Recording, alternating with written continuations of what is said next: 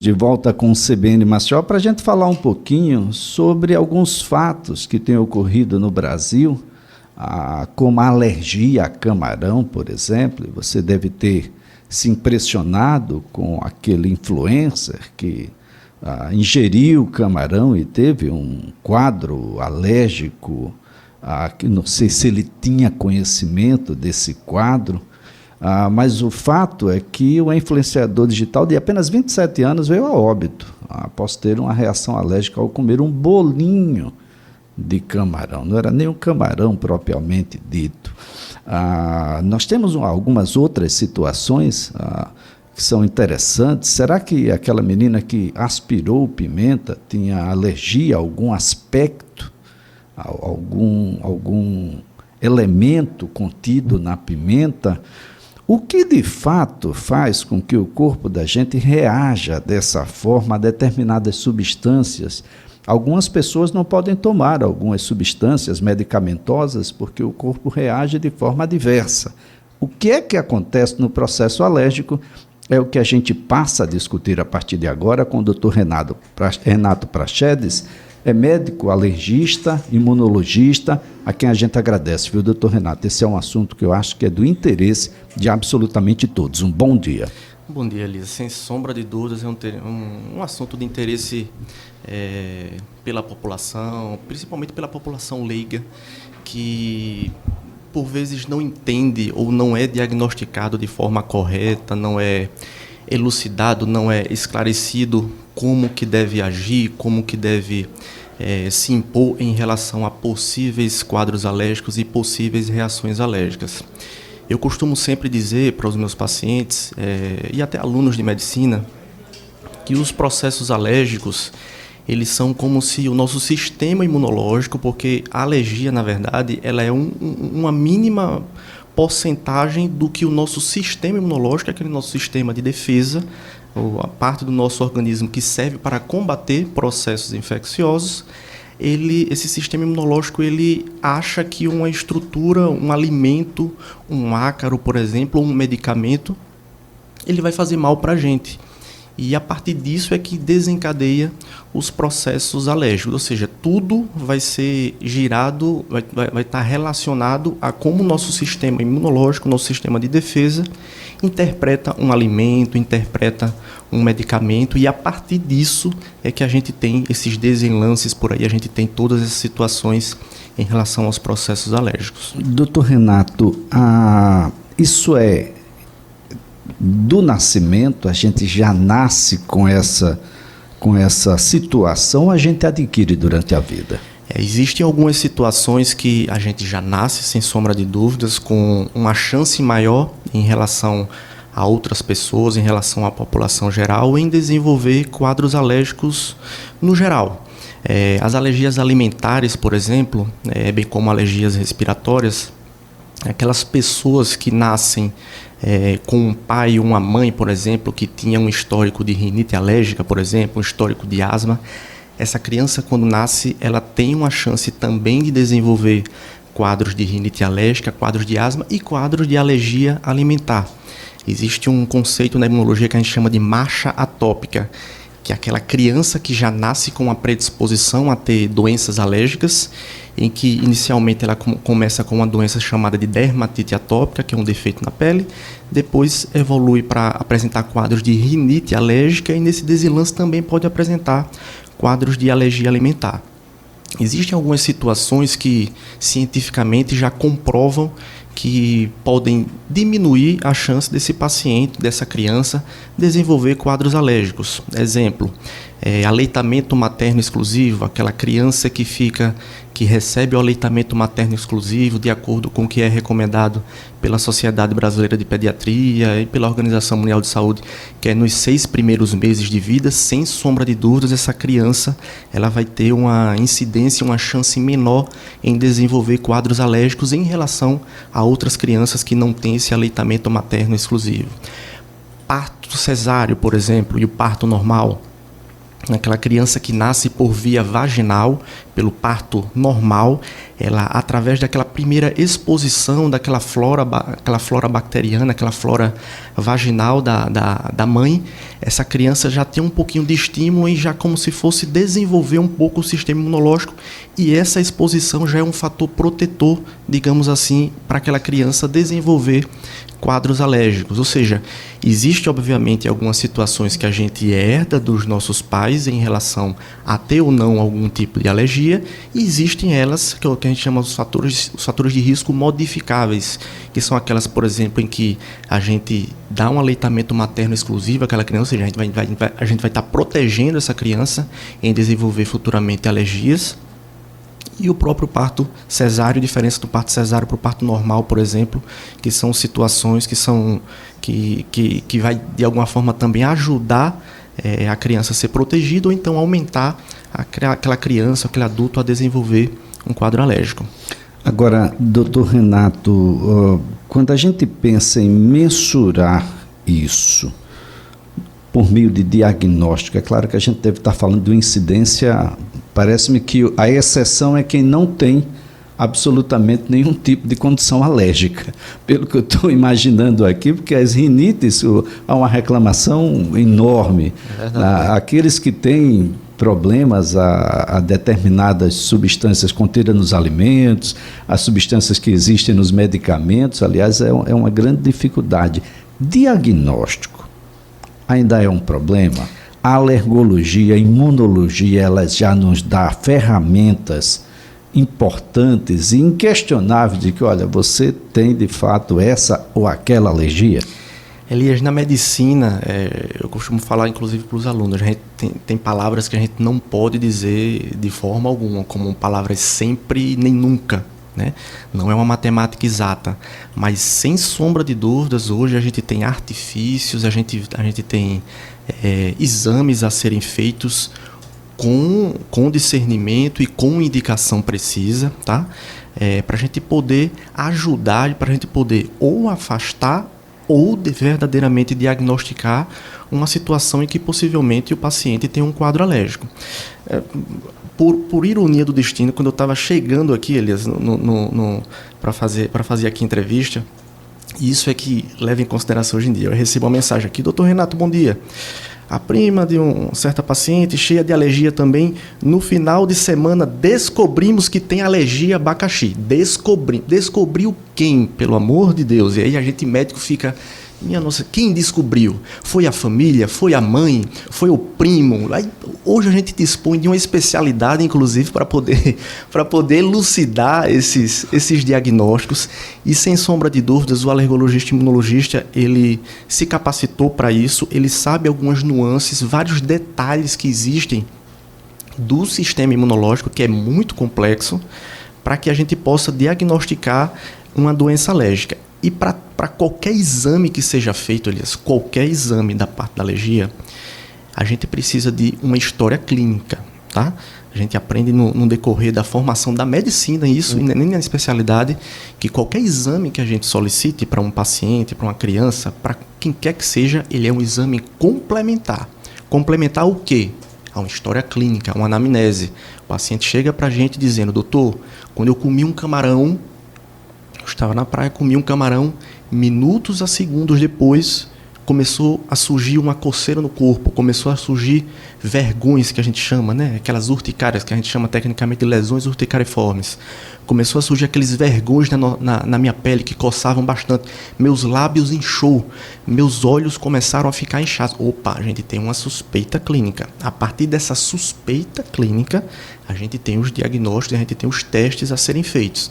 Sejam testes através de dosagem sanguínea, sejam testes através do prick teste, por exemplo, que a gente faz um teste de puntura, uma beliscadazinha na pele do paciente, com o extrato do camarão. Por vezes a gente usa até o próprio camarão para fazer esse teste cutâneo. Todo teste ele é feito com um tipo de alergia, porque a gente acha também a alergia é só uma alergia, essas urticárias no corpo, por exemplo, esses inchaços, por exemplo, nos lábios e nas pálpebras, mas não. Os processos alérgicos eles podem desenvolver pura e simplesmente com uma queda de pressão. O paciente, por exemplo, ele come um camarão e a pressão cai.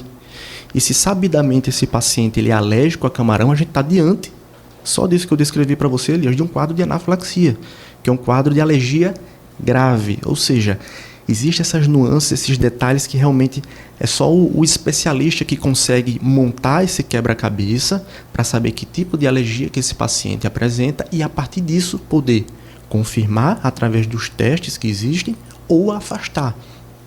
E aí eu até comento com alguns pacientes, com até familiares, que tem uma coisa mais importante, tão como importante, na verdade, né? Mais importante não, o mais importante é a gente diagnosticar e poder orientar o paciente quanto àquele processo alérgico que ele tem. Mas, além de diagnosticar, é afastar. Porque o que existe de diagnósticos presumíveis hoje em dia de alergias alimentares, alergias a medicamentos, alergias, enfim, a respiratória, são inúmeros. Só para você ter noção, Elias, foi feito um estudo nos Estados Unidos em que, fugindo um pouquinho da parte de alergia alimentar, em que foi feita uma investigação de pacientes que se rotulavam e se diziam alérgicos à amoxicilina, por exemplo, que é um medicamento extremamente rotineiro para diagnosticar, para tratar quadros de sinusite, quadros de amidalite e por aí vai. Chuta para mim, Elias, de 10 pacientes, quantos depois, 10 pacientes que se rotulavam alérgicos à amoxicilina, quantos pacientes depois de fazer toda a investigação clínica, todos os testes cabíveis, quantos que verdadeiramente eram alérgicos à amoxicilina? Faz um chute. 4. Chegou perto, mas não. Apenas um, Elias. Um paciente apenas, de 10 pacientes, proporcionalmente, que depois de investigados, alérgicos à amoxicilina, por exemplo, ou à penicilina, depois de fazer toda a investigação, apenas um desses pacientes verdadeiramente apresentavam uma alergia verdadeira contra aquele medicamento. Eu digo isso porque alguns sintomas que aparecem no paciente, eles são sintomas que são similares a outras situações. Na faixa etária pediátrica, por exemplo, o meu trabalho em pronto atendimento também na pediatria, que eu também sou pediatra, eu recebo muito pais chegando já, doutor, olha para aquele, ele está com alergia. Aí eu começo a perguntar um pouco, mas conte para mim, pai, conte para mim, o que é que está acontecendo? Aí quando os pais vão dizer, não, doutor, porque ontem ele começou com febre, e aí começou com um quadro diarreico também, um quadro de diarreia, vômitos e por aí vai, e começou febre e começou com essas lesões no corpo também. No final das contas, por exemplo, nessa situação, nesse quadro clínico que eu citei para você, até que se prove o contrário, aqueles vergões e aquelas lesões que apareceram no corpo, muito provavelmente não é um quadro alérgico, e sim uma manifestação na pele de um quadro infeccioso. Por quê? Não sei se você lembra desde o começo aqui da entrevista. A alergia, ela é uma porcentagem mínima do nosso sistema imunológico, ou seja, as mesmas células que são usadas para combater processos infecciosos são geralmente as mesmas que são ativadas quando a gente tem um processo alérgico.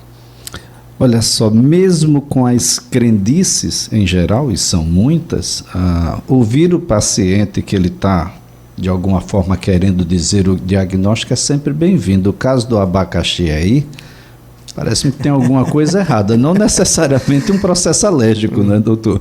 Mas tem alguma coisa aí que precisa ser investigada.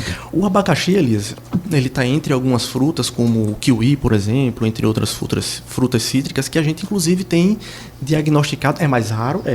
Mas que a gente tem diagnosticado, tem aparecido verdadeiramente quadros alérgicos. O que a gente precisa ver é que tipo de queixa é essa, e esse é o nosso papel, esse é o papel do alergologista e imunologista, mediante a queixa que o paciente traz para a gente poder confirmar através de testes cabíveis que possam ser feitos, inclusive um dos testes padrão ouro que a gente chama, um dos principais testes a serem feitos, são os testes de provocação oral, que é quando o paciente literalmente ele vai fazer a ingesta daquilo que a princípio ele traz para a gente, que é alérgico, na frente da gente. Obviamente, isso tem que ser feito em um ambiente supervisionado, em um ambiente, por vezes, hospitalar, ou por vezes ambulatorial, que possa ter todo um artifício aí de medicações a serem feitas caso evoluam para um quadro alérgico importante, mas é o que a gente pode confirmar de fato, verdadeiramente, se trata-se de um quadro alérgico verdadeiro ou não. E a partir disso, a gente poder,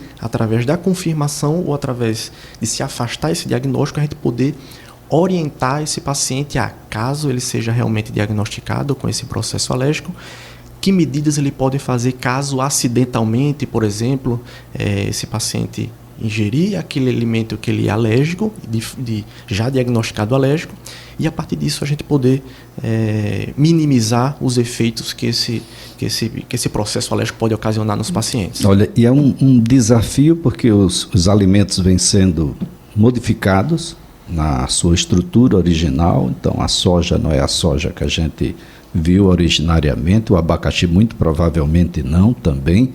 Além disso, doutor, nós temos um aumento do consumo de alimentos multiprocessados, com corantes, com estabilizantes e com tantos outros ingredientes não naturais, e que parece que isso tem elevado o número de pessoas que têm, de alguma forma, reagido diferente a esse tipo de consumo. Exatamente, Elias. A gente tem hoje em dia, tecnicamente, dividido essa situação, por exemplo, em alergias alimentares, intolerância e intoxicação à histamina, porque sempre quando sempre não, porque como eu falei, nunca pode dizer sempre, não é verdade? Mas na maioria das vezes em que os quadros alérgicos eles acontecem, tem uma substância que é liberada na nossa circulação chamada de histamina, tá? E tem alguns alimentos, como exatamente esses que você citou, salsicha, por exemplo, alguns produtos industrializados, corantes, vinho, por exemplo, queijo e por aí vai, que eles são alimentos caracterizados como histaminérgicos, tá? Os processos alérgicos eles acontecem, na maioria das vezes, por detectar uma proteína específica, ou seja, a proteína do camarão, a proteína do siri, a proteína do caranguejo, a proteína do peixe e por aí vai. O que acontece nesses alimentos mais industrializados, esses que a gente citou e esses que a gente começou a conversar aqui, é que eles são histaminérgicos, ou seja, eles têm em sua composição algumas proteínas que têm uma substância chamada de histidina, que ela precisa de uma bactéria para quebrar essa substância, transformando histamina, e através disso o organismo pode absorver essa histamina e dar sintomatologias que são compatíveis com processos alérgicos, que são similares aos processos alérgicos, mas que verdadeiramente não tem uma detecção do sistema imunológico, não tem uma reação imune que a gente possa afirmar que seja um processo alérgico. E o corante, sem sombra de dúvidas, ela é o mais comum. Quantas pessoas não são rotuladas que são alérgicos a corantes e verdadeiramente também não são? É muito raro mesmo a alergia a corante, mas o corante ele está na composição de vários outros alimentos que, como eu falei, são histaminérgicos, ou seja, aquela substância que ocasiona todos os sinais e sintomas da gente está na composição de alguns alimentos e que podem, de pessoa para pessoa, deixar essa sensibilidade e fazer com que o paciente tenha urticárias pelo corpo, aqueles inchaços nos olhos, quadros de diarreia, Elias, por incrível que pareça, diarreia e vômitos, sonolência, convulsão, queda de pressão arterial. A gente acha que a alergia é só coceira. Coçou e apareceu no corpo, eita, alergia. Não.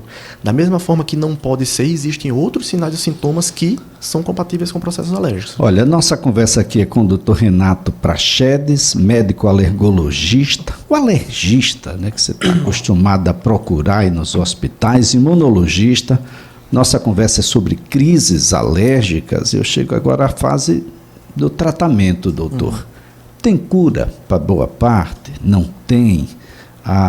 Tem vacina para esse tipo de situação? A gente já pode identificar lá no teste do pezinho algumas, ou tem algum teste que a gente faz bem no início da vida que pode já preparar?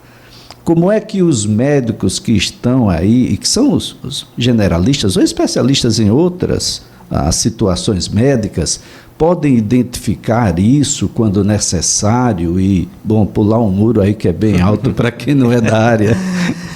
É o seguinte, diagnosticar uma alergia de forma preventiva, infelizmente isso não existe, porque qualquer processo alérgico que a gente desenvolva, a gente primeiro precisa de uma exposição, e depois dessa exposição é que o organismo começa a interpretar ou memoriza aquela informação, aquele alimento como, opa, se esse alimento voltar aqui de novo, eu não vou gostar dele não. E aí reage contra aquele alimento.